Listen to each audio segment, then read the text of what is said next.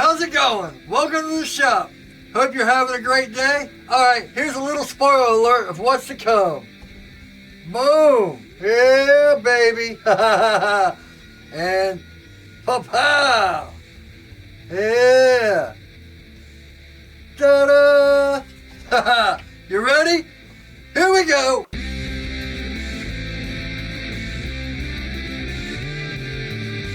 Well, it looks like this video, which I meant to do vinegar and all that etching and stuff, which I got the baking soda and the containers and all that right here, has turned into can I get a mirror finish off my belts. Now I still got the hand sanding to do on this blade. So that's what's next, just a time lapse of the hand sanding.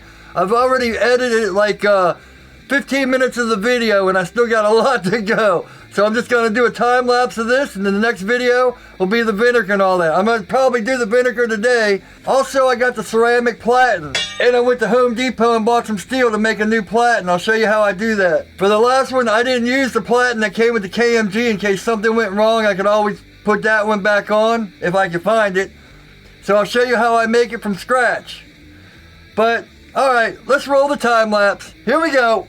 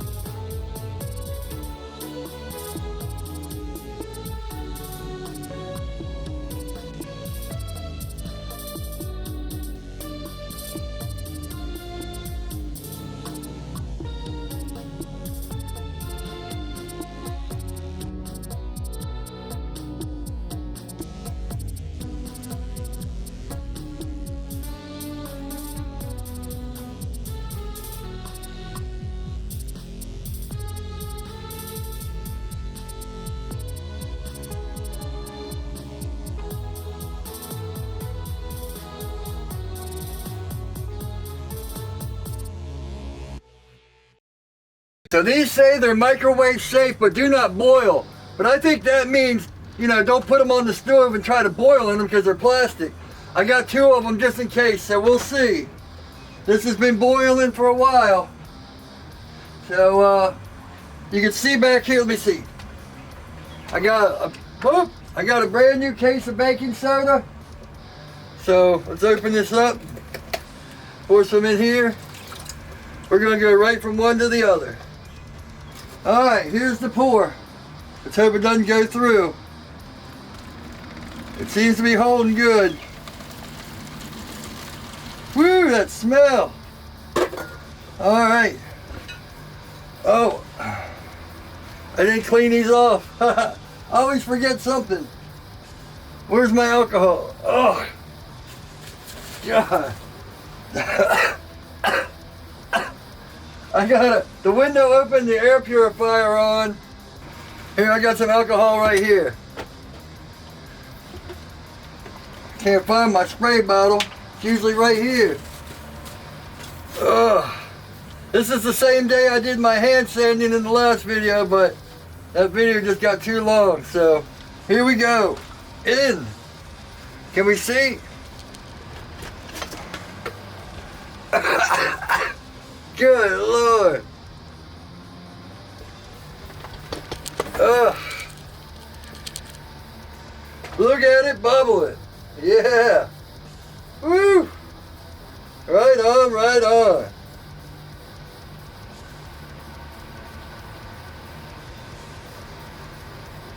Alright, I'm going to pull it out and check it, and then we'll see. Woo. Starting the baking soda. That was pretty quick.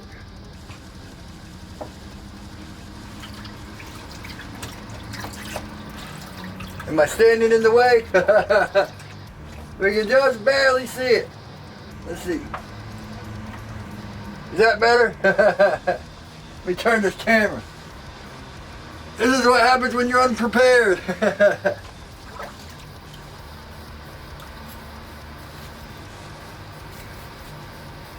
Well, no rust, that's a good sign. Woo, man. That guy from Facebook was right. It etches real quick. Alright. PB blaster. Penetrating oil. Make sure nothing's on the floor. Alright, there's one.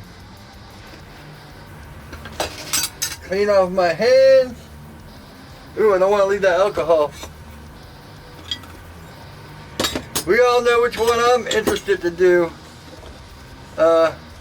Where'd it go? Oh, here it is. It's hiding from me. It doesn't want to go in the vinegar. Here's our first try it. The one right off the belts. Wish me luck. There we go. Man, that's one thing I love about this community. People always helping you out, because I didn't know you had to heat up the vinegar, so boom. One tip, don't stand over the vinegar, man, it's choking. I'm definitely gonna have to turn the fan on and blow all this vapors and stuff out of here. It's cooling down enough where I can put my hands in there and pick it up, so. Let's see if we can pour it back in there without making a mess. We'll do it over the baking soda so it neutralizes if I spill any. Like that. Yeah, we're gonna have to heat that back up because it came out just not as defined as this did. Or maybe it, well, we'll see. I'm gonna heat it up again. I really like that one. This is that mirror A16, so look, we're boiling. Here we go. Back in the pot. Alcohol, clean towel. Yeah, look at it bubbling now. Look at this bubbling. Just gotta remember to stay out of the way. Yeah. As many tips as I give a lot of you guys, I get as many back, so man. And a lot of you guys are saying lemon juice. I forgot to buy lemon juice at the store today, so that might have to be on the next one with the instant coffee. Who says we need hand sanding? Yeah. What hand sanding? I noticed it's starting to dry up, so I would suggest, like I just did, right out of the baking soda, right in the penetrating oil.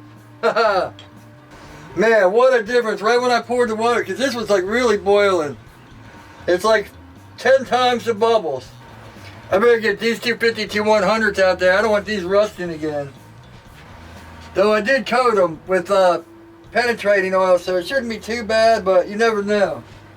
Alright, and the last one is, I think the AC, no. I didn't finish this one. This is the one I went back down, so we'll just throw it in and see what happens, and then I might have to hit it back on the belts and stuff. I'm gonna heat this back up for this last one, give it the best chance. I might throw this one back in too. I'm gonna throw both of these in at once. Let's get crazy. Now I guess I gotta take off all this penetrating oil and just put back on here. Ugh. Uno. Dos. Scared worried I was seeing a bunch of yellowness coming off it, or brownness. I thought it was already rusting it. I'm looking for the screwdriver here. It's in my other hand. There we go.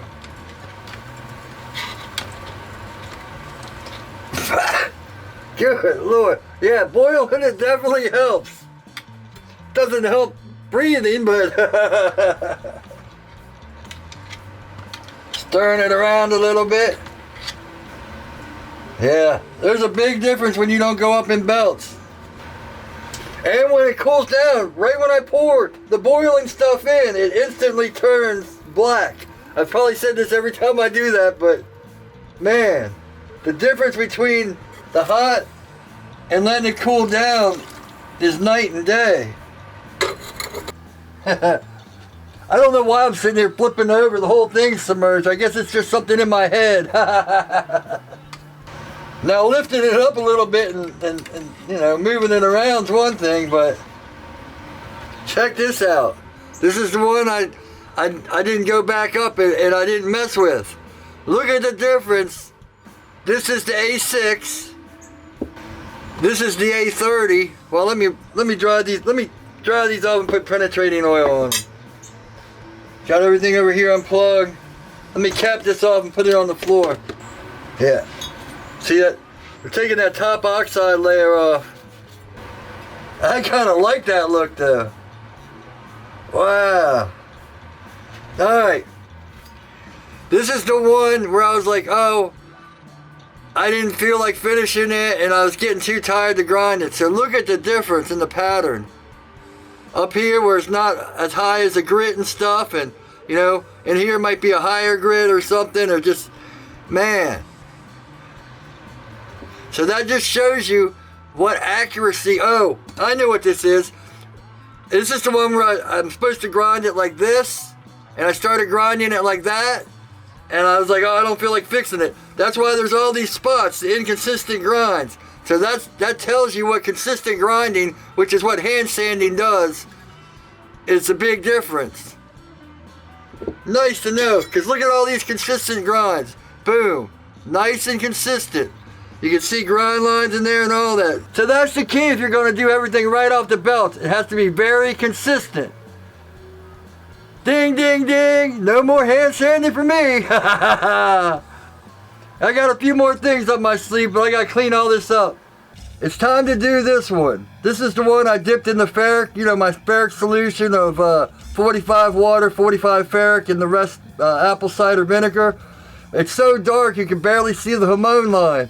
It's there, but what I like to do is stonewash it first and then we'll polish it up. Now I've got a video, which I'll put up here, on how I do my stonewashing and all that, so I'm going to leave that footage out. So I'll just meet you back at the bench when we're doing all the polishing. I've never tried this Rhino wet, but I see a lot of knife makers using it. I got it off Amazon, so I'll put the link down below with all the other stuff. I said this on Instagram. One thing, I don't get as excited about new sandpaper day as I do new belt day and new metal day, because I know what I'm going to have to do. And if you guys have been here a while, you know how much I hate hand sanding. I got 1800, 1500, and 2500 because I got the others already and other stuff, but I've never tried this Rhino wet. Let's start out with 800. Here's right off the stonewash. I almost forgot that part. So, stonewash, you know, it looks good. Got that nice marbled look to it and all that. At least I hope you guys can see that nice marbled look. So, but yeah, I mean, even if you wanted to, you could probably leave your Hamon lines like that. You know, that's out of the ferric and all that. But we're gonna just hand sand here on both sides and then polish it up and do whatever, try to get that mirror to come out. Now, a lot of guys are under the impression that a buffing wheel makes the Hamon line disappear. And it will make it disappear like this, but it puts it into like a faded mirror look. Like if you've ever seen like traditional Japanese swords and stuff like that, where it's all mirror polish and you can faintly see that Hamon line in there. That's one, I think, misconception. The Hamon line never disappears, you know. That's just the differential between hardened steel and soft steel. How much you can make it pop and come out depends on how you etch it and what you use to etch and all that stuff. So, I mean, you know, vinegar and all that, and ferric. Now, this is after being stonewashed, so it's not as dark. Honestly, I'm giving you guys a guidelines of what I do. You need to take this information and find out what you want to do. If you take nothing else from my videos, take the guidelines of what you read on forums or what you see in these videos and adapt it to your own building. Designs, all that.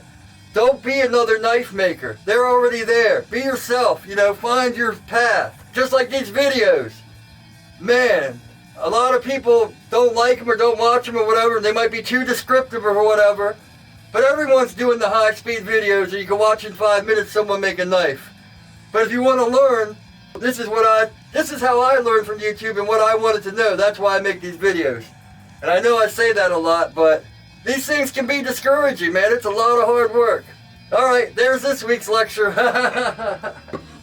And when it comes to hand sanding, now, you'll see me hand sand like this, like Nick Wheeler and all those guys. You'll see me do the one stroke and all that. But you'll also see me take the knife off and do it with just my fingers.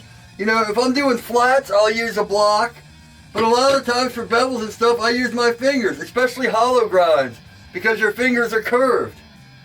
But these things, all figure it out for yourself. Just because someone says that's the way they do it or that's the way it has to be done, doesn't mean that's correct. That's just the way they were taught and that's the way they do it.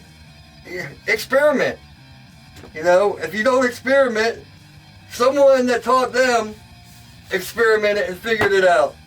I know I say that a lot, but I can't emphasize it enough because it's really important to set yourself apart from other knife makers and do things different, even though it's all in the same realm. Now we just have to figure out how to open this stuff. Ah, there we go. Ooh, 800. Now I just have to figure out, I don't really like how this opens like that because that means all this is going to fall out in my drawer. I might have to make some shelves and put each one on a different shelf. Enough gabbing. Here's going to be the high-speed hand sanding. In fact, I'm just going to go to time lapse because it's hand sanding.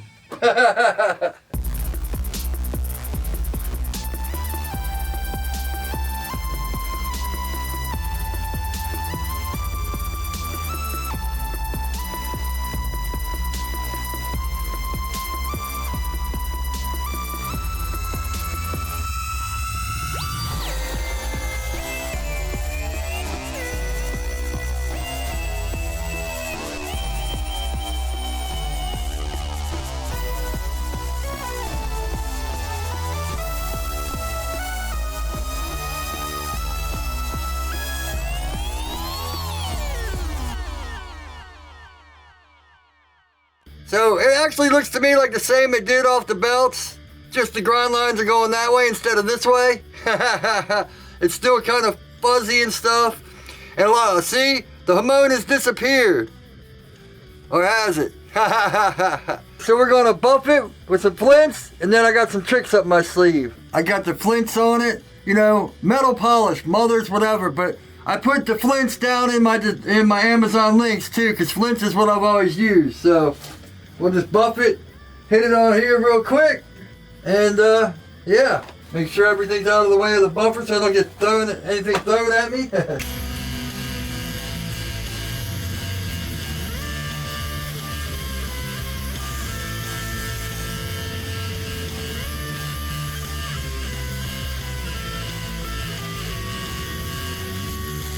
So it looks like we have some polish that's sticking here, which to me probably means I haven't hand sanded it enough. So I'm gonna go back with the 1500 and 2500 and hit it there and see if that'll come off. After I do this side, let's see what happens on this side. Now I know I'm probably not buffing the conventional way because I always hit it there, but I find with the curved wheel and even flat grinds, it's easier not to come over your lines if you hit the corners. You know, and then you'll see me hit like there. That's because I'm trying not to touch the back of the knife. But, you know, like I say, find ways that works for you. And that's, buffing wheels are dangerous. You just have to be safe about it.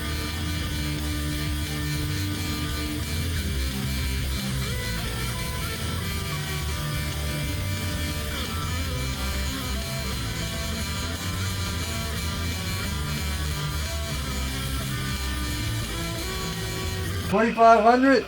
Now this is just like some totally awesome. I think I got it at the dollar store. Anything just to keep your blade wet. You can use WD-40, you know, you can use whatever you want. In fact, at this high grit, let me wipe this off. Let's see how that 3-in-1 works. If you watched that last video, which I'll put the link to that too, on an 830 I use 3-in-1 oil. Now I guess WD-40, all that, it's basically the same thing. I will say I do like this Rhino wet. It's a lot heavier and seems to last a little bit longer. You know, sandpaper isn't going to last forever no matter what you get, but this seems to do a pretty good job. It's kind of like ceramic belts to aluminum oxide. You're going to pay a little bit more, but you're going to get more. The only reason I'm really using 3-in-1 oil over WD-40 and the penetrating stuff is because, man, you spray it and it goes everywhere.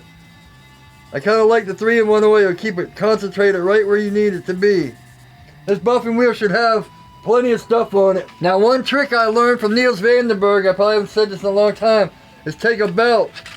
You know, be careful, you don't want the belt wrapping up and tearing up your buffing wheel, but you just hit it lightly and then you can see all the spots where I've been taking it off.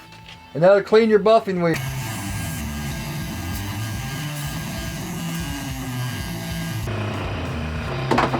Yeehaw! That's why you gotta be careful of buffers and use the bottom. That was white compound, it just grabbed it and pulled it right out of my hand. It's not actually funny, I just have a habit of laughing. And see, if I was up here with the knife or something, and it would have grabbed it like that, it would be right in my belly. Accidents in the shop, man, you gotta take real serious.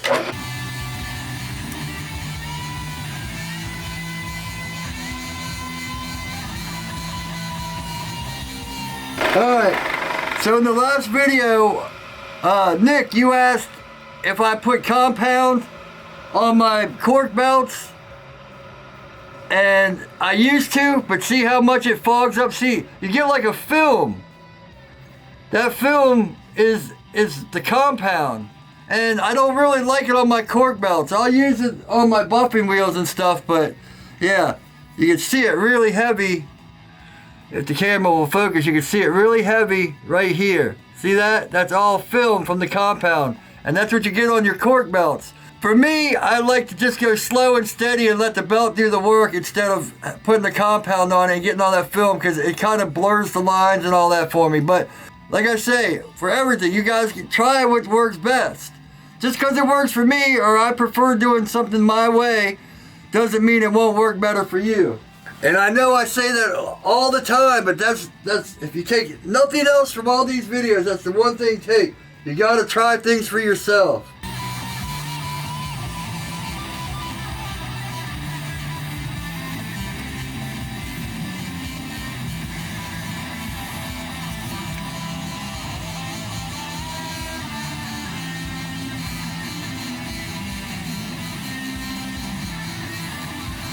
See that defined Hamon is gone.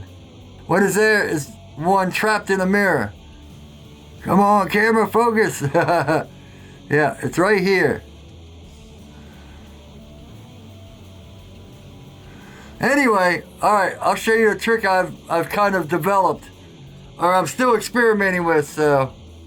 See, right here, wham. But it's hidden. You know, if you don't turn the blade the right way, you don't see it.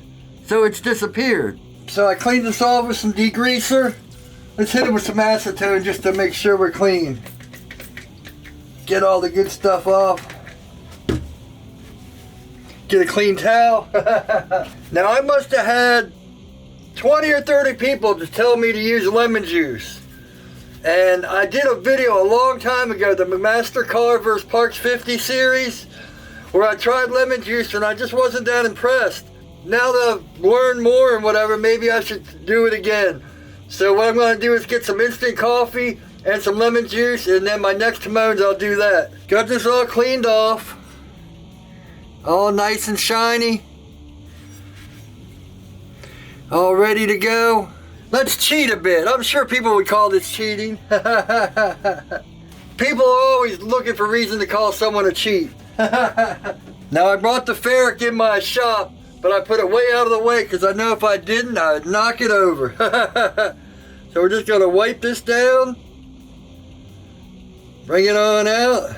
That way we keep our two-tone finish. But we bring out this with the ferric. And this really isn't the cheating part. You'll see the cheating part. But if it looks good, is it really cheating? See how it's darkening right on up. Right where we want it to. That way we still got our stonewash finished here. I mean, you can keep it like that, it might look cool. Let's see. You know, that looks pretty wicked. But we're gonna take it a step farther after this. If you want to, look at all those oxides coming off. So if you want to, you can re-dip it and redo it again and keep doing it till you like it. I brought the baking soda in here, so I'm gonna dip it in baking soda. And this rag, you don't want it near anything metal. In fact, sometimes I'll dip this in the baking soda too, just to kill the ferric. So here's my bucket of water, pour some baking soda.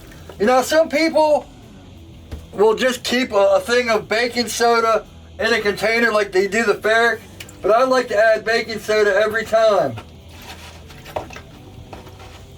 That way I know the baking soda isn't going bad or any problems. And yeah, let's just dip this in there and watch that fizz. Here we go.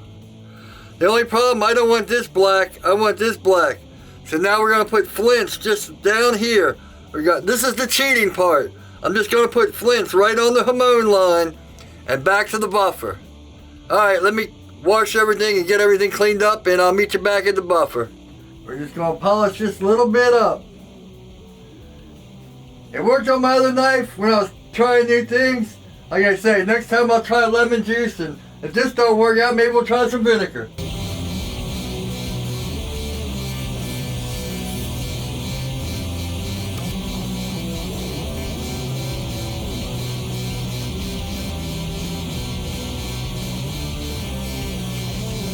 Got some 2500 grit. Like I say, we're kind of cheating. Now on this side, I'm going to do the sandpaper first, then the flint. See what? We'll even use some penetrating oil on this side. Just a little bit. Back to flints. Actually, the side I didn't buff, it is darker. So you could just keep it like that. And then there's the side that I buffed already. We can always dip again and do whatever again and see what happens. A little bit of flints on there.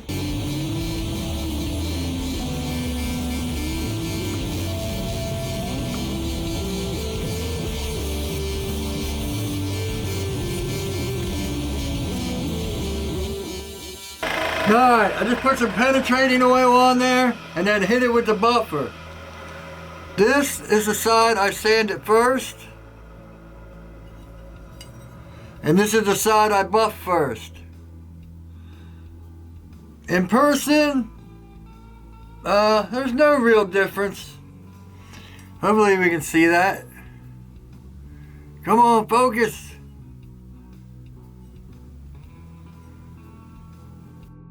Alright, let's see if we'll pick up on here. Boom.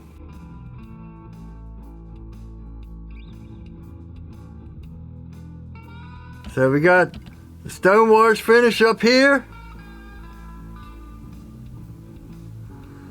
Got the dark here, and then almost the mirror finish down there. I don't know if it's gonna pick up. And the mirror finish down here. Yeah. See? I'm afraid to turn it into the light because then it won't, it'll shine out too much, but I think we got it right there. So, boom. Stonewash.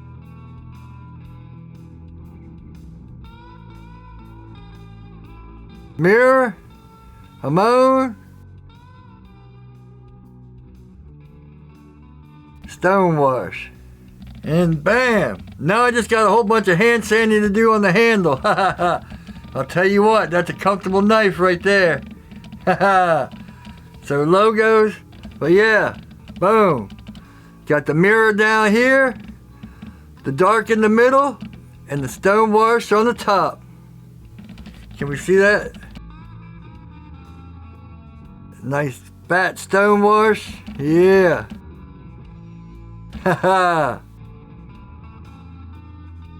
Yeah, man.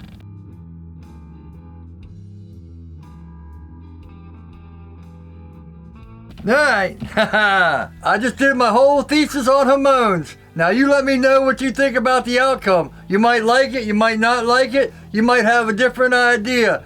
Either way, leave it in the comments. Let me know what you think.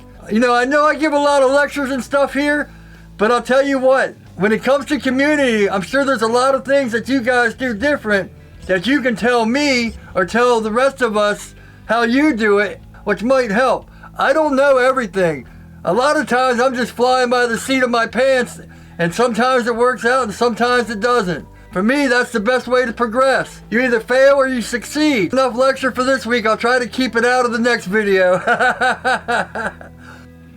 So here's a new shirt, kind of. I changed it because I thought about it for a day and I didn't really like it. It says Evader Knives. It's not a weapon, it's a way of life.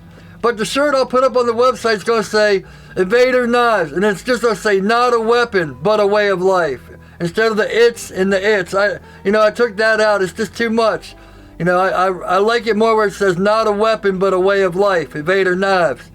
But alright, that shirt should be coming in a day or two, and I'll show you that. But it should be up on my website by the time this video goes out. That's about it. Like it if you like it, dislike it if you don't. You won't hurt my feelings either way. It gives me feedback and lets me know what's going on. Comment, all that good stuff. Subscribe, hit the little bell so you get notified. I got Amazon links on my website. My website's up in the cards or down in the description.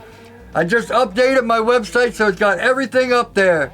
All the stuff, and it's put into 2 different sections, camera gear and knife making gear. I got 5 knives up there, and hopefully soon I'll get these done and have 10 knives up there. But I digress. Alright, thanks for watching. Hope y'all are having a great day. And as always, take it easy.